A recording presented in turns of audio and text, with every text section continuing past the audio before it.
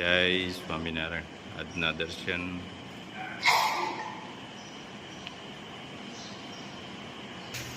જય ગજાનંદ ગણપતિ મહારાજ, જય કષ્ટભંજન દેવ. મોર્નિંગ, જય સ્વામિનારાયણ, જય સિયારામ, જય શ્રી કૃષ્ણ, જય માતાજી, ઓમ નમઃ શિવાય, સત્યમે વિજેતા, સિદ્ધેશ્વર મહાદેવની જય.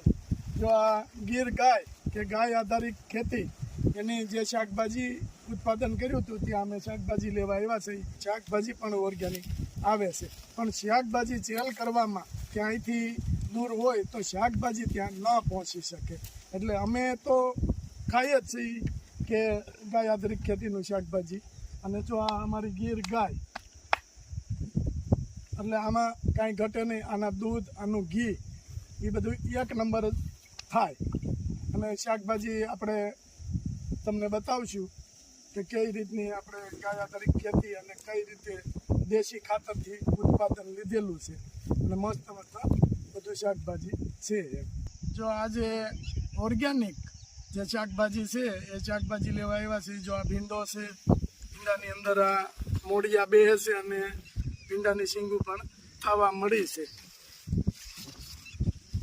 મસ્ત છો એકદમ. જો આ ભાઈ ઓર્ગેનિક ખેતી કરે છે અને આપણા ખાસ મિત્ર કે એની ફાર્મ ઉપર આવ્યા છે અને શાકભાજીની જ ખેતી કરે છે. અને ઓર્ગેનિક એટલે પ્યોર, કોઈ પણ પેસ્ટિસાઇડ વગરની શાકભાજી પકાવે છે. એટલે ઘણી બધી એને શાકભાજી વાવી છે. ભીંડા છે, ગુવાર છે, પછી અહીંયા છે કે ઉનાળાની અંદર આપણા સૌરાષ્ટ્રની અંદર સીભડું જોવા ન મળતું, એ સીભડું પણ એણે આવડા મસ્ત ગોળ સીભડા કે વાવી અને સારું એવું ઉત્પાદન લે છે.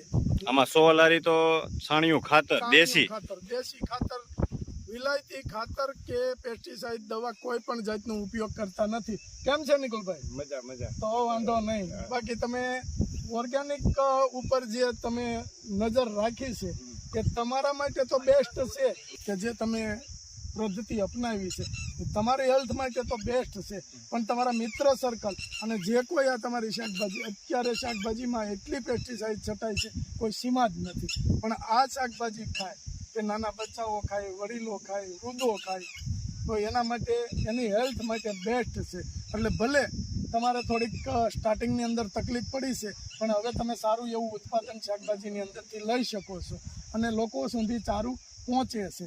એટલે મસ્ત શાકભાજી એની અંદર મકાઈ પણ વાવી છે અને ગુવાર છે. બધી કેટલા પ્રકારની શાકભાજી નિકુંજભાઈ વાવી? 11 પ્રકારની શાકભાજી વાવે. 11 પ્રકારની શાકભાજી એને વાવી છે. અને આપણે ખાસ કે લગભગ 4 થી 5 દિવસથી નિકુંજભાઈ કહેતા હતા કે તમે ફાર્મ ઉપર આવો, પણ ઘણી જગ્યાએ ઓર્ગેનિકનું નામ દઈ અને જીનથી વેચાય છે, એ આપણે કરવું નથી. નીતિથી આપણે ચાલવું છે. તો નીતિથી નિકુંજભાઈ ચાલે છે એટલે એનું સારું એવું ચાલે છે. અને ભગવાનની દયાથી કે આટલો તાપ પડતો હોય એની અંદર જો આ છોડવા દેખાતા હોય લીલા, એકદમ ગ્રીન છોડવા દેખાય તો ભગવાનની કૃપા જ કહેવાય. મારે આગળ મકાઈ વાવેલા હતા અમે. હા, એ આપણે બતાવી છે. એ મકાઈ હતી. હા, તો એ મકાઈ ખેતર જ બધી વેચાઈ જતી. મારે માર્કેટમાં જવું જ ન પડતું એવું હતું. દેશી મકાઈ શેકીને ખવાય. હા, પ્યોર ઓર્ગેનિક, એમાં નો કોમ્પ્રોમાઇઝ. હા. અને હું પોતે તો જે રસાયણ નાખે છે ને એ ખેતરમાં હું હાલતોય નથી. હા, એટલો મારો વિરોધ છે રસાયણિક ખેતી. સીબડા છે. અત્યારે ક્યાંય સીપડા મળે નહીં નકર.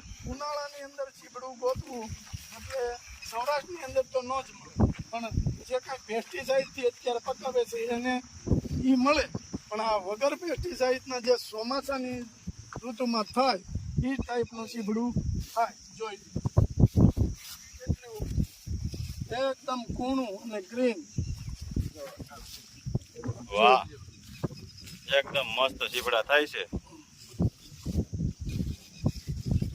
અહીંયા જો મસ્ત સીપડા છે, કુણા.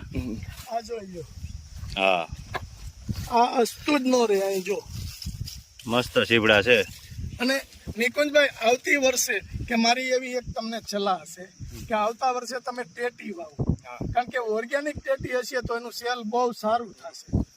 ઓર્ગેનિક ટેટી, રાવણા, એ બધી જ વસ્તુ વસ્તુ કોઈ પણ વસ્તુ બહારથી ન લેવી પડે ને એવું આપણે કરી દેવું છે, હરકવા ને બધું જ. બધું. અને અત્યારે ટેટી છે ને ઓર્ગેનિક ના નામે વેચાય છે. હા, કેટલી બધી પેસ્ટિસાઇડ છાંટી હોય પણ ઓર્ગેનિક ના નામ. અને ઉનાળાની અંદર કે જે આપણે બે સિઝન આવે છે, એક આવે છે કેરી અને એક આવે છે ટેટી. તો ટેટી ભરપૂર માત્રામાં લોકો ખાય છે. તો આવતી સાલ આપણે ખાસ કરી અને તમે જાજી નહીં પણ થોડીક ટેટી વાવજો, એમાં તમને બેસ્ટ રિઝલ્ટ મળશે. અને અત્યારે ઉનાળા માટે બિલાનું જ્યુસ પણ બેસ્ટ. અને બિલાનું જ્યુસ પણ હું જાતે બનાવું છે, અને બિલ્લી મેં થોડીક વાવી છે હોતે. હા, એટલે આ સાલ તો હું બીજેથી ગામમાંથી બિલા મળે એ જ લઈને બધાને પાવશું જ્યુસ એનું. હા, પણ આવતી સાલ આપણે એવી ભાવના છે, ગમે ત્યાં સ્ટોર ચાલતો હોય તો ત્યાં આપણે એને આપશું બનાવી. મસ્ત કૂણું સીબડું કે આ સીબડાને આપણે ખેતરની અંદર આવ્યા હોય ફાર્મની અંદર તો તમે સીધું ખાઈ શકો. બાકી પેસ્ટિસાઇડ વાળું હોય એટલે એને તમે સીધું મોઢું ન મારી શકો, એને પહેલાં પાણીથી સાફ કરો તો એ અંદર જે ઉતર્યું છે એ તો ઉતરવાનું જ છે. અને અહીંયા ઘીસોડા છે કે જે આ જો કેટલા મસ્ત ઘેવડા છે. ઘીસોડા થાય છે એકદમ ગ્રીન. અને નિકુંજભાઈ પાછું એવું છે કે જે બિયારણ છે એ દેશી જ લાવે છે બધું. આ દેશી સીબડું કહેવાય.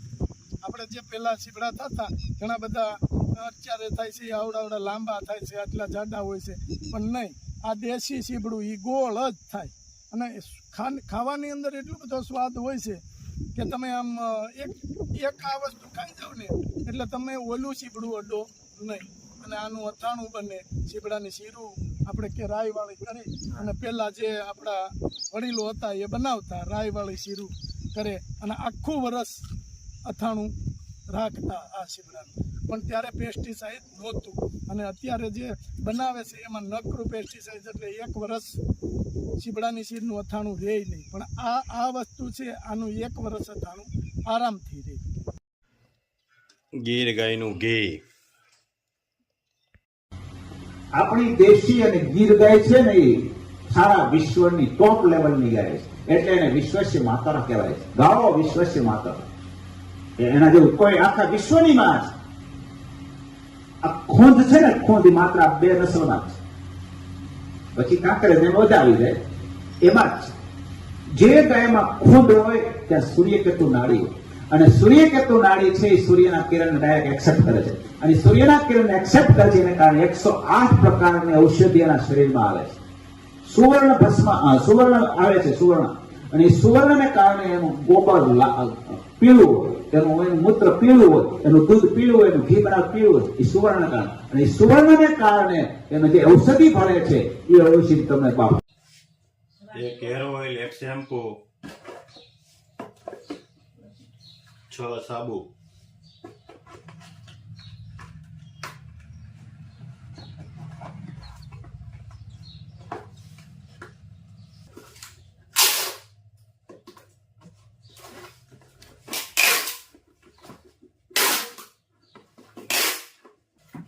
એક હેર ઓઇલ, એક શેમ્પુ,